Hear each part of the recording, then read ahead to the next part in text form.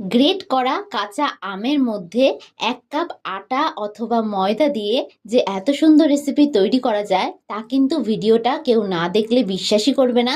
এটি আপনারা বাচ্চা অথবা বড়দের টিফিন বক্সে অনায়াসে দিতে পারবেন। এটি বানানো কিন্তু খুবই সহজ আর চটজলদি তৈরিও হয়ে যায়।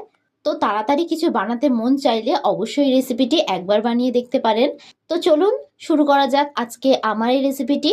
তো ভিডিওটা শুরু থেকে শেষ পর্যন্ত দেখার জন্য আপনাদের কাছে আমার অনুরোধ রইল। সবার প্রথমে আমি এখানে একটা মিক্সিং বোল নিয়ে নিয়েছি।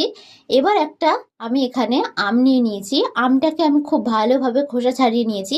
ঠিক এইরকমভাবে কিন্তু খোসাটাকে একটু ছাড়িয়ে নিতে হবে। আমের গায়ে যেন কোনো সবুজ অংশ লেগে না থাকে, তাহলে কিন্তু রেসিপিটা খেতে তেতো লাগবে। এবার আমি একটা ছোট গ্রেটারের সাহায্যে খুব ভালোভাবে আমটাকে গ্রেট করে নেব। আমটাকে কিন্তু অবশ্যই একটা ছোট গ্রেটার দিয়ে গ্রেট করে নেওয়ার চেষ্টা করবেন। রনিতাস ফুড প্লেসে আবারও একবার সকল বন্ধুকে আমি স্বাগত জানাই। আমার ভিডিওটা ভালো লেগে থাকলে অবশ্যই একটা লাইক করে দেবেন। আর যারা যারা আমার চ্যানেলের নতুন বন্ধু তারা অবশ্যই আমার চ্যানেলটি সাবস্ক্রাইব করে দেবেন। আমার ভিডিওর আপডেট সবার আগে পেতে পাশে থাকা বেল আইকনটা ক্লিক করতে ভুলবেন না। আর যারা যারা ফেসবুক থেকে দেখছেন তারা রনিতাস ফুড প্লেস পেজটিকে ফলো করে দেবেন। তো দেখুন এইরকমভাবে আমি আমটাকে গ্রেট করে নিয়েছি। এবারে আটিটাকে আমি ফেলে দেব। তো দেখুন আমটা কিন্তু কতটা মিহি হয়েছে। ঠিক এইরকমভাবে কিন্তু কাজটা করার চেষ্টা করবেন, তাহলে কিন্তু রেসিপিটা তৈরি করতেও বেশ সুবিধা হবে আর রেসিপিটা খেতেও কিন্তু খুব ভালো হবে। এবার আমি এর মধ্যে দিয়ে দিচ্ছি স্বাদ অনুযায়ী নুন। নুনটা অবশ্যই আপনারা আপনাদের টেস্ট অনুযায়ী দেবেন। এবার আমি এর মধ্যে দিয়ে দিচ্ছি হাফ টিস্পুন লঙ্কার গুঁড়ো ও দিয়ে দিচ্ছি হাফ টিস্পুন ভাজা মশলার গুঁড়ো। এখানে আমি গোটা জিরে ও ধনে শুকনো কড়াইতে টেলে খুব ভালোভাবে একটু গুঁড়ো করে নিয়েছি। এবার আমি এর মধ্যে দিয়ে দিচ্ছি স্বাদ অনুযায়ী চিনি। আমটা কতটা টক সেই অনুযায়ী কিন্তু একটু চিনিটা দেবেন, এতে কিন্তু টক মিষ্টির ব্যালেন্সটা খুব ভালো হবে। এবার এটাকে একটা চামচের সাহায্যে আমি খুব ভালোভাবে মিশিয়ে নেব। ঠিক এইরকমভাবে কিন্তু আমি খুব ভালোভাবে একটু মিশিয়ে নিয়েছি। এবার এটাকে 10 থেকে 15 মিনিটের জন্য একটা সাইডে আমি রেখে দেবো। অন্যদিকে আমি একটা বড় মিক্সিং বোল নিয়ে নিয়েছি। এরকম কিন্তু একটা বড় মিক্সিং বোল নিয়ে নিতে হবে। এবার আমি এর মধ্যে দিয়ে দেব 2 কাপ পরিমাণে আটা। আমি এখানে মেজারিং কাপ মেপে 2 কাপ পরিমাণে আটা দিয়েছি। আপনাদের হাতের সামনে যদি মেজারিং কাপ না থাকে তবে সেক্ষেত্রে কিন্তু আপনারা চায়ের কাপ বা স্টিলের বাটি ব্যবহার করতে পারেন।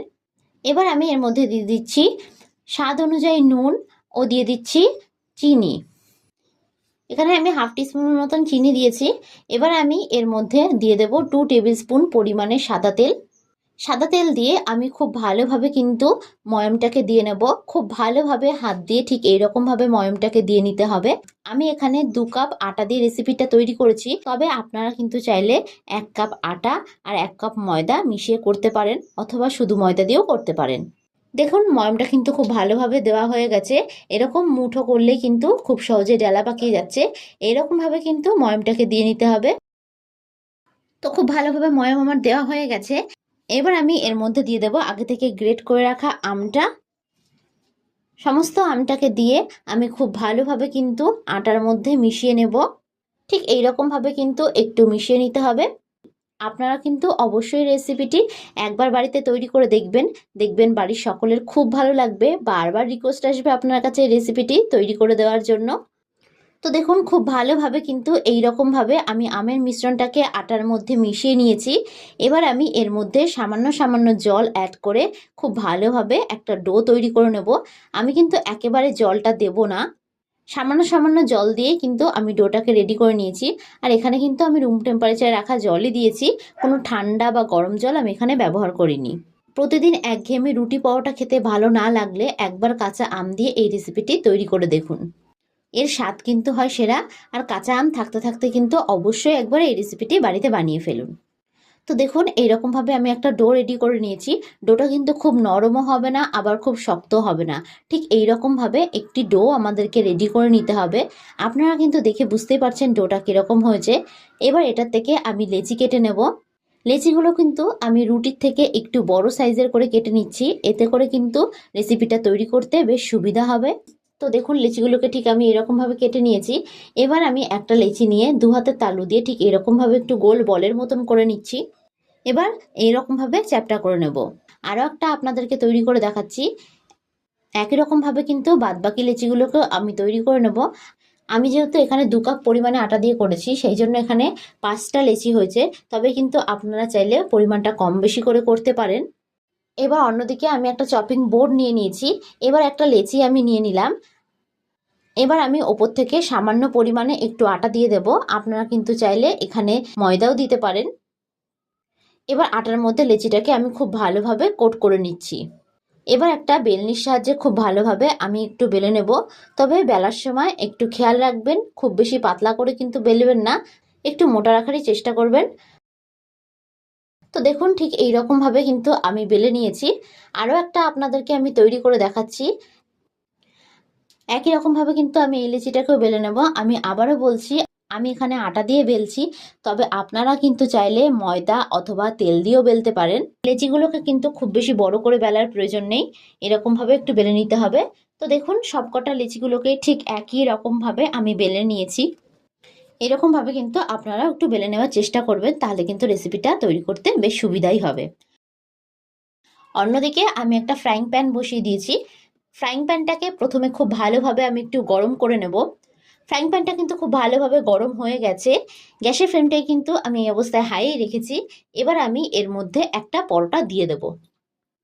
এবার এক পিঠটাকে খুব ভালোভাবে সেঁকে নেব। এক পিঠটা ভালোভাবে সেঁকা হয়ে গেলে আমি এটাকে উল্টে দেব। উল্টে অপর পিঠটাকেও আমি একইভাবে সেঁকে নিচ্ছি। দু পিঠটা খুব ভালোভাবে সেঁকা হয়ে গেলে আমি এর মধ্যে দিয়ে দিচ্ছি 2 টেবিল স্পুন অনুযায়ী সাদা তেল। এই অবস্থায় গ্যাসের ফ্লেমটাকে মিডিয়ামে করে দেবেন। এবার আমি একটু চেপে চেপে পরোটাগুলোকে দু পিঠই খুব ভালোভাবে ভেজে নেব। ভিডিওটা কেমন লাগলো অবশ্যই কিন্তু আমাকে কমেন্ট বক্সে জানাতে ভুলবেন না। এইভাবে প্রথমে একটু দু পিঠটা সেঁকে নিয়ে তারপরে পরোটাগুলোকে ভাজলে কিন্তু পরোটাগুলো অনেক সময় ধরে নরম থাকবে আর খেতেও বেশ ভালো লাগবে। আর অবশ্যই কিন্তু গ্যাসের ফ্লেমটাকে এই অবস্থায় মিডিয়ামে করে দেবেন। তো দেখুন পরোটাগুলো দু পিঠই আমার খুব ভালোভাবে ভাজা হয়ে গেছে। এবার এটাকে অন্য একটি পাত্রে তুলে নেব। এবার ওই প্যানে আরও একটি পরোটাকে ঠিক একই রকমভাবে আমি ভেজে নেব। আমার ভিডিওটি ভালো লাগলে অবশ্যই একটা লাইক করে দেবেন। আর যারা যারা আমার চ্যানেলের নতুন বন্ধু তারা অবশ্যই আমার চ্যানেলটি সাবস্ক্রাইব করে দেবেন। আমার ভিডিওর আপডেট সবার আগে পেতে পাশে থাকা বেল আইকনটা ক্লিক করতে ভুলবেন না। আর যারা যারা ফেসবুক থেকে দেখছেন তারা রনিতাস ফুড প্রেস পেজটিকে ফলো করে দেবেন। তো ভিডিওটা শেষ পর্যন্ত দেখার জন্য আপনাদেরকে আমি অসংখ্য ধন্যবাদ জানাই। তো দেখুন খুব সহজে কিন্তু তৈরি হয়ে গেছে আমাদের আমের পরোটার এই রেসিপিটি। তো আপনারা অবশ্যই এই রেসিপিটি একবার বাড়িতে তৈরি করে দেখবেন, খেতে কিন্তু বেশ ভালো হয়। আর দেখুন পরোটাগুলি কতটা সফট ও নরম হয়েছে। এই রকম পদ্ধতিতে পরোটাগুলো তৈরি করলে কিন্তু অনেক সময় ধরে সফট ও নরম থাকবে আর খেতেও বেশ ভালো লাগবে। তো আজকের মতন আমি বিদায় জানালাম। আবারও হাজির হব আপনাদের সামনে নতুন একটি রেসিপির ভিডিও নিয়ে। তো আশা করি আপনারা সকলে ভালো থাকবেন, সুস্থ থাকবেন। ধন্যবাদ।